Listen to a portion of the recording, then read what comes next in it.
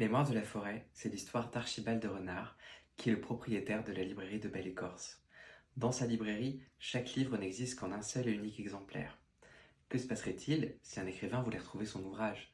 C'est le cas de Ferdinand Taupe, une taupe très âgée, qui depuis quelques mois a des difficultés de mémoire. Il sait qu'il a déposé un livre là il y a des années où il a consigné ses souvenirs de jeunesse, donc il court à la librairie en espérant le récupérer. Malheureusement, ce livre a été vendu juste la veille et Archibald ignore qui était le client. C'est le début d'une aventure sur le passé de Ferdinand Taupe qui est à la recherche de son livre, mais aussi de quelqu'un qu'il aimait très fort, qui s'appelle Maud, mais il ignore son identité.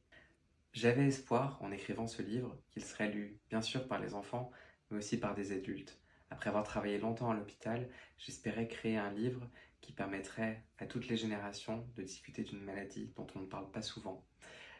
Ça sera pour moi une véritable réussite si bien des années après mon passage sur Terre, le livre reste et permette de comprendre parfois le comportement, les paroles de personnes qu'on ne comprend plus. Merci beaucoup.